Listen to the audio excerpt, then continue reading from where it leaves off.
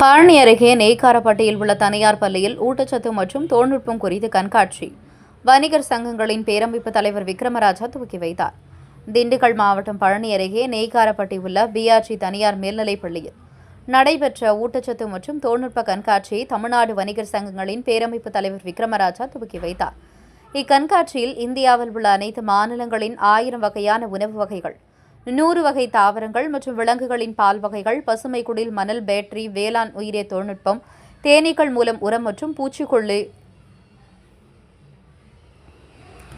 தெளித்தல், நிலநடுக்கத்தால் பாதிப்படையாத கட்டிடங்கள், கோழி வளர்ப்பில் நவீன தொழில்நுட்பங்கள், சூரிய சக்தி மூலம் இயங்கும் இருசக்கர வாகனங்கள் என ஏராளமான படைப்புகள் கண்காட்சியில் இடம்பெற்றிருந்தது. பள்ளி தாளாளர் ரஞ்சிதன், ராமச்சந்திரன், செயலாளர் திருநாட்டு ஏற்பாடு செய்திருந்த கண்காட்சி பள்ளி மாணவ மாணவிகள், சமூக ஆர்வலர்கள், பொதுமக்கள் என ஏராளமானோர் கலந்து கொண்டு பயனடைந்தனர்.